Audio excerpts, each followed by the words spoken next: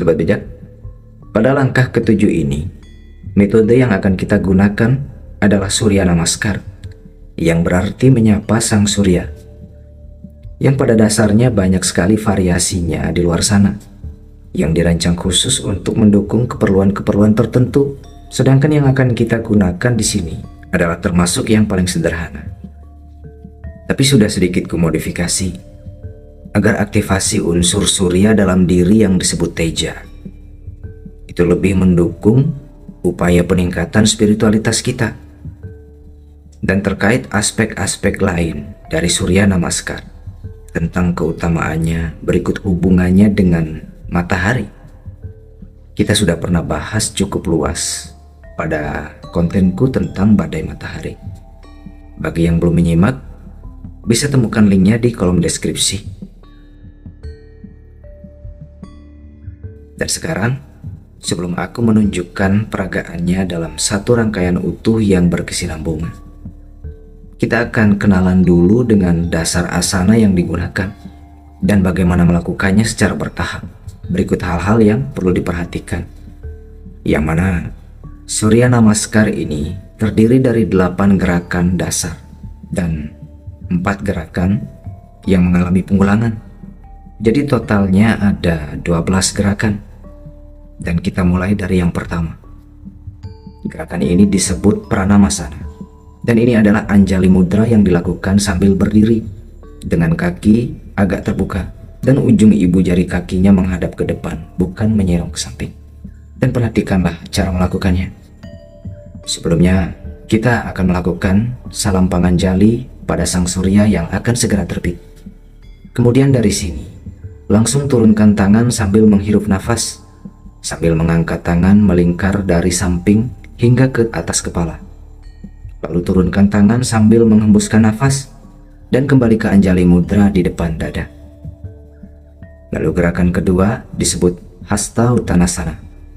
Ini adalah gerakan melengkungkan badan ke belakang hingga berbentuk seperti bulan sabit. Dan perhatikanlah cara melakukannya. Dari pose Pranamasana, sembari menghirup nafas secara lembut dan perlahan, julurkan kedua tangan ke depan hingga lurus sembari membentuk Sahasrara Mudra. Lalu angkat ke atas hingga ke belakang, sembari mencakupkan kedua tangan membentuk gestur Anjali. Usahakanlah badan melengkung dengan maksimal hingga garis tangan lurus rata air, dan pandangan mengikuti gestur tangan. Kemudian gerakan ketiga disebut Hasta Padasana. Ini adalah gerakan mencium lutut pada saat kaki berdiri tegak. Dan perhatikanlah cara melakukannya. Dari pose Hasta Uttana, hembuskanlah nafas secara lembut dan perlahan, sembari menegakkan badan. Gestur tangan tetap pada Anjali, pandangan tetap mengikuti gestur tangan, dan terus hembuskan nafas hingga badan menunduk ke bawah. Dan usahakan punggung tetap lurus, kemudian tempelkan kedua telapak tangan ke matras, dan secara perlahan tarik kedua tangan hingga ke pinggir kaki, sembari menempelkan dada ke paha, hingga wajah bisa berada di sela-sela lutut dan pandangan mengarah ke belakang. Lalu gerakan yang keempat disebut Wirabhadrasana. Ini adalah pose dasarnya. Gestur tangan membentuk Anjali, pandangan mengikuti gestur tangan, kemudian kaki belakang ditarik lurus hingga kaki bagian depan membentuk siku 90 derajat. Yang mana posisi masing-masing kaki tetap sejajar dengan bahu dan kedua telapak kaki menempel mantap di lantai.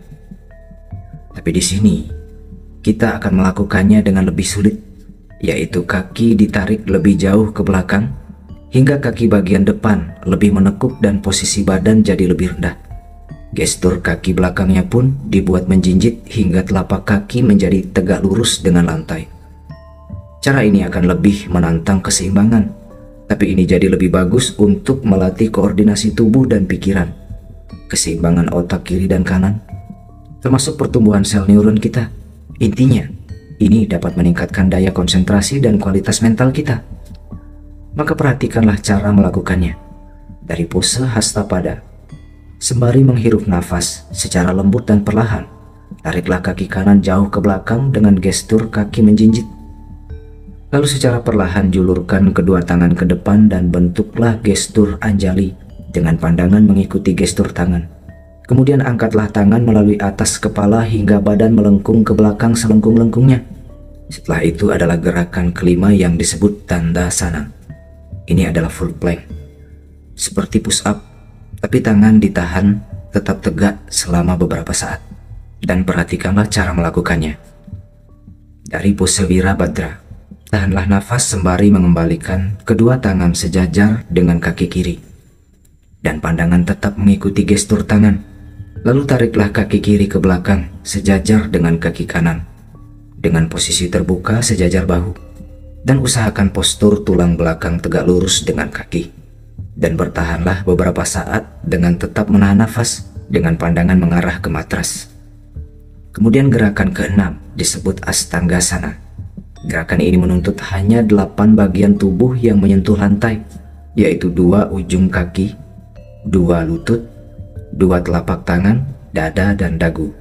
Karena itulah pose ini disebut Astanga, yang berarti 8 bagian tubuh. Dan bagaimana cara melakukannya? Perhatikanlah. Dari pose Danda, hembuskanlah nafas sembari menurunkan seluruh badan. Ini dilakukan sambil memejamkan mata dan perhatian diarahkan pada titik 2 jari di bawah pusar. Lanjut pada gerakan ketujuh yang disebut Bhujanggasana, yang berarti pose ular kobra.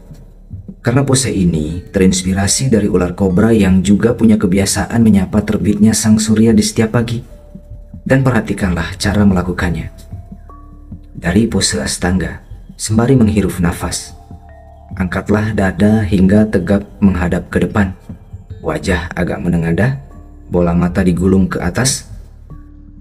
Perhatian diarahkan mulai dari titik 2 jari di bawah pusar, lalu menjalar ke ulu hati, kemudian pangkal kerongkongan, hingga ke sela-sela alis. Dan pastikan bagian paha hingga ke ujung jari kaki menempel mantap dengan matras. Selanjutnya, gerakan ke-8 yang disebut Parvatasana, yang berarti pose gunung. Dan perhatikanlah cara melakukannya. Dari pose Bhujangga, sembari menghembuskan nafas, angkatlah pinggul ke atas, sedangkan telapak tangan dan telapak kaki menempel mantap dengan matras. Usahakan sepanjang ruas kaki, punggung, dan tangan lurus. Lalu ubun-ubun menghadap ke bumi dan pandangan diarahkan ke belakang. Dan kita lanjut pada gerakan ke-9, yaitu kembali ke pose Virabhadra. Hanya saja kita akan melakukannya secara terbalik. Maka perhatikanlah cara melakukannya. Dari pose Parvata, sembari menghirup nafas, langkahkan kaki kanan ke depan dan posisikan sejajar dengan kedua tangan. Lalu julurkan kedua tangan lurus ke depan dan membentuk gestur Anjali. Pandangan mengikuti gestur tangan. Kemudian lakukan gerakan melengkungkan badan hingga ke belakang selengkung mungkin. Lanjut pada gerakan ke-10, yaitu kembali ke pose Hastapada. Dan caranya adalah dari pose Virabhadra. Sembari menghembuskan nafas, kembalikanlah tangan ke posisi sejajar dengan kaki, dengan pandangan tetap mengikuti gestur tangan. Lalu tariklah kaki kiri dan sejajarkan dengan kaki kanan, agak terbuka. Kemudian tempelkan dada dengan paha hingga wajah bisa berada di sela-sela lutut dan pandangan mengarah ke belakang. Kemudian lanjut pada gerakan ke-11, yaitu kembali ke pose Hasta Utana. Dan caranya adalah dari pose Hastapada, sembari menghirup nafas, julurkan tangan ke depan dan membentuk gestur Anjali. Pandangan pun mengikuti gestur tangan. Lalu teruskan hingga badan melengkung dan tangan menunjuk ke belakang rata air. Dan gerakan terakhir adalah kembali pada Pranamasana. Dengan cara sembari menghembuskan nafas, tegakkanlah kembali badan, lalu sesampainya di atas, pejamkanlah mata sembari langsung menurunkan tangan hingga ke depan ulu hati. Dan ke-12 rangkaian gerakan itu adalah 1 putaran. Lalu saat kalian melanjutkan ke putaran berikutnya, setelah pose pranam yang terakhir, ulangilah lagi mulai dari Pranamasana yang pertama dan seterusnya. Yang setidaknya Surya Namaskar ini dilakukan sekurang-kurangnya 3 kali putaran untuk pemula. Dan kalau kalian sudah mulai terbiasa, 12 kali putaran adalah jumlah minimal yang sudah cukup optimal sebagai laku spiritual. Dan akan lebih terasa lagi manfaatnya bila kalian sudah bisa melakukannya hingga 21 kali putaran. Dan kalau kalian perhatikan, sebagian besar gerakan itu dilakukan dengan disertai penekanan pada arah pandangan. Maka saat melakukannya, lakukanlah dengan mata setengah terbuka. Ini mungkin terdengar sepele, tapi manfaatnya cukup signifikan. Selain untuk menjaga keseimbangan, teknik ini juga dapat meningkatkan konsentrasi serta keselarasan antara pikiran dan badan. Selain itu, ada dua gerakan yang dilakukan dengan melibatkan arah perhatian yang spesifik, yaitu pada saat melakukan Astanggasana dan Bujanggasana. Hal ini bertujuan untuk lebih menstimulasi beberapa cakra guna meningkatkan kepekaan persepsi kita. Maka lakukanlah gerakan-gerakan itu dengan seksama dan secara perlahan yang diselaraskan dengan pernafasan. Semakin pelan gerakannya akan semakin menantang sekaligus melatih pernafasan untuk membentuk pola pernafasan alami yang lembut juga perlahan. Karena dengan pola nafas alami yang semacam ini, sistem kita akan lebih stabil, lebih hemat energi, dan lebih mudah hening. Yang mana berarti kesejahteraan fisik dan mental kita akan lebih terjaga. Lebih dalam lagi, kesadaran kita pun mengalami minim distorsi, sehingga persepsi kita pun jadi lebih peka secara alami. Dengan kata lain, kepekaan persepsi inilah yang akan membuat kita jadi lebih mudah memahami dan mengalami dimensi-dimensi yang transendental. Saat itulah kita hidup melampaui dimensi fisikal dan mental dan menjadi spiritual. Sebab itulah, meski metode ini tampak sederhana, tapi kalian akan merasakan manfaat yang luar biasa. Dan kalau kalian sudah selesai melakukan beberapa putaran Surya Namaskar, tutuplah sesi ini dengan tetap berada pada pose pranam selama beberapa kali putaran pernafasan yang lembut dan mendalam, hingga nafas kalian kembali normal. Atau jika kalian masih ingin menantang pernafasan kalian, lakukanlah fase penormalan nafas ini dengan teknik Ujjayi Pranayama. Aku sudah pernah jelaskan cara melakukan teknik ini di beberapa konten sebelumnya, maka aku tidak akan jelaskan lagi di sini. Tapi ada bagian penting yang perlu aku tekankan, yaitu setelah melakukan Surya Namaskar beberapa kali putaran, biasanya nafas kalian sudah mulai terisak. Dan melakukan Ujjayi Pranayama dalam keadaan nafas yang terisak, selain memperlambat proses penormalan nafas, ini juga beresiko menciderai sistem pernafasan kita. Tapi kalau kalian sudah mulai terbiasa dan bisa melakukannya, ini pun bisa memberi dampak positif yang luar biasa, yaitu melipat gandakan kualitas pernafasan kita, yang mana berpengaruh pada keseluruhan sistem kita, baik fisikal, mental maupun spiritual. Maka bila kalian ingin lebih menantang pernafasan kalian dengan teknik ini, lakukanlah dengan hati-hati dan mawas diri. Jangan terlalu dipaksakan. Kalau kalian mulai merasakan nyeri atau sensasi menusuk pada bagian dada ataupun kepala, hentikanlah Ujjayi Pranayama dan lakukan saja pernafasan lembut dan perlahan yang biasa.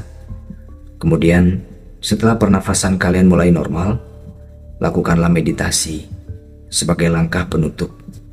Atau kalian juga bisa menyudahinya sampai di sini. Sobat bijak, mungkin di antara kalian sudah ada yang ingin mencoba Surya Namaskar ini. Hanya saja merasa bahwa akan sulit menirunya dengan persis karena masih pemula dan tubuh kalian pun masih kaku. Tapi itu bukan masalah. Yang penting adalah kemauan kalian untuk berlatih. Maka berlatihlah semampunya. Dan seiring waktu, sedikit demi sedikit, diusahakan agar semirip mungkin dengan yang aku peragakan. Kalau kalian bisa berlatih setiap hari, aku yakin tidak sampai sebulan, tubuh kalian akan jadi lebih lentur. Dan kalian pun pasti sudah cukup fasih. Untuk itu, supaya lebih jelas, Simaklah peragaanku berikut ini sekali lagi, satu putaran, dari awal hingga akhir, tanpa jeda dan tanpa penjelasan. Tapi sembari kalian menyimak, perhatikanlah juga instruksi pernafasan yang aku cantumkan, sambil mengingat hal-hal pokok yang sudah aku jelaskan. Sobat bijak, selamat menyimak dan sampai jumpa di langkah selanjutnya.